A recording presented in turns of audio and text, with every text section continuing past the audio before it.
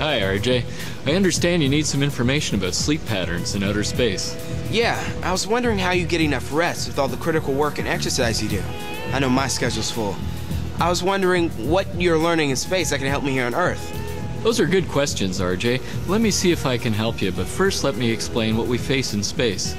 Astronauts probably experience more disruptions in normal sleep patterns than you do on Earth. The intense work schedule, unusual surroundings, cramped work quarters, stress and excitement of being in space can all make sleep difficult. Since lack of sleep can seriously affect performance on physical and mental tasks, helping astronauts overcome possible troubles with sleeping and getting enough rest is a top priority. In addition, the normal 24-hour pattern of light and dark that provides a time cue to the body's clock here on Earth is absent in space. On orbit, we experience 16 sunrises and sunsets every day, one every 90 minutes.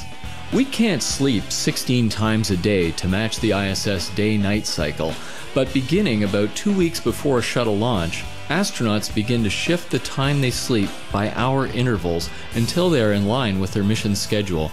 The ISS schedule can be as much as 10 hours different from what they are used to here on Earth. In addition, shuttle crew members are also exposed to bright indoor lights at specific times. A controlled environment and programmed meal periods help reset their body's internal clock to match the schedule they will follow on their mission. So where do you sleep on the ISS? Well, this is an example of one of the bedrooms on the ISS, and here's one of our sleeping bags. Look, I know that there isn't a lot of space on the ISS, so I can't imagine that you have to sleep in tight quarters.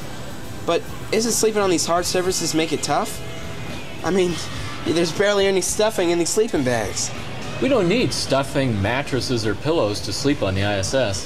One of the wildest sights to see in outer space are astronauts sleeping. If we don't restrain ourselves, everyone just floats. Wow, that is wild. In the ISS, we're floating, so pillows aren't needed, but we use them to protect our heads. Also, since we don't have any restrictions, our hands float up, and we could bump into things. So we use sleeping bags in our sleeping compartment to limit our movement. Still, most astronauts report that they actually sleep better while floating because there are no pressure points on their body like you might experience in your bed on Earth. Okay, so how do you deal with your tough schedule when you try to sleep? Sleep is one of our highest priorities. That's why we follow a carefully managed activity plan. We are active for 12 hours out of the day, working, performing experiments, housekeeping, exercising, and preparing meals. 2 hours before our sleep time, we make sure we relax and wind down, getting our minds and our bodies prepared for sleep. We all try to sleep for 8 hours and then spend 2 hours in the morning waking up. You know, brushing our teeth, washing up, eating breakfast. It takes about that long for the brain to be fully awake and ready for the rigorous day ahead. Sometimes we have to perform critical activities, such as spacewalks or docking maneuvers, that require us to be fully awake at a time when we're accustomed to sleeping. To get prepared for these critical events, we once again slowly shift our sleeping and waking times to reset our circadian clock. You know, RJ, there are other factors like temperature, noise, and light exposure that all contribute to how we sleep. Dr. Czeisler's work on the color of light holds a lot of promise for us on the ISS and travels beyond. RJ, I hope our talk helped you understand why it's important for astronauts and for you to get enough sleep. It sure has. Thank you. I think this is Dr. Czeisler. Maybe he has some suggestions for me. Hello, Dr. Czeisler? Hi, RJ. Well, I've reviewed your schedule, and I have some suggestions that might help your situation. You need to be on a schedule more like the astronauts. At your age, you need at least 9 hours of sleep.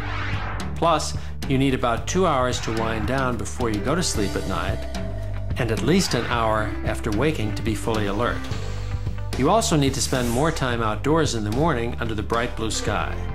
Maybe you could walk to school instead of taking the bus. This will not only keep your internal clock in tune with the Earth's day and night cycle, but it will help you to get to sleep better the next night and wake up more easily the following morning. Here is the kind of schedule you might want to try. At 7:30 in the morning, wake up, brush your teeth, wash up, have a good breakfast, and walk to school. From 8:30 to 2:30 is when you're in school. 2:30 to 5 is track practice. 5 to 6 in the evening, you could spend time with your friends. 6 to 6:30 is supper time.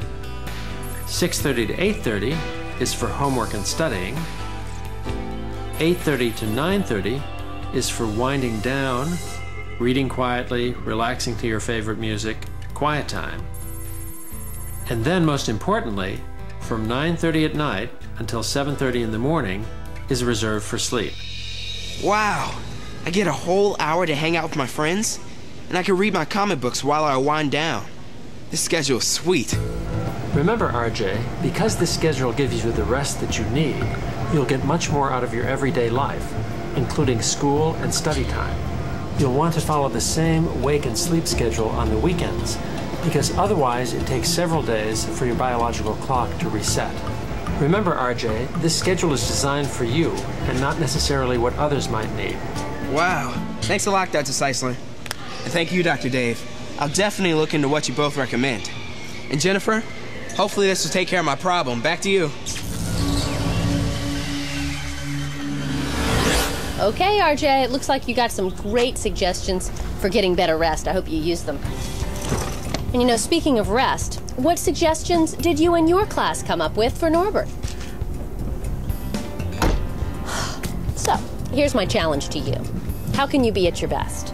Well, a healthy diet, proper exercise, and of course enough sleep all work together to enhance your health. Now, what changes can you make to your diet, to your exercise routine, and to your sleeping habits that will allow you to reach for the stars? To help you with this challenge, you might want to watch the NASA Connect programs Better Health, From Space to Earth, and Good Stress. Well, that wraps up another episode of NASA Connect. We'd like to thank everyone who helped make this program possible. So until next time, stay connected to math, science, technology, and NASA. I'll see you then. Goodbye for now. Hi, my name is Mary Sanchez. I work for NASA. I'm also a member of the American Institute of Aeronautics and Astronautics, or AIAA. AIAA provides classroom activities and mentors for classrooms across the nation. We can help your students learn how math and science are used in everyday life. For more information on how to request a mentor for your classroom, please visit the NASA Connect website. Yo, turn up the ratio. Yo, turn up the ratio. Yo, turn up the ratio. Say turn it up. Yo, turn up the ratio. Yo, turn up the ratio. Yo, turn up the ratio. Turn it up. Yo, turn up the ratio. Yo, turn up the ratio. Yo, turn up the ratio. Turn it up. Yo, turn up the ratio. Yo, turn up the ratio. Yo, turn up the ratio.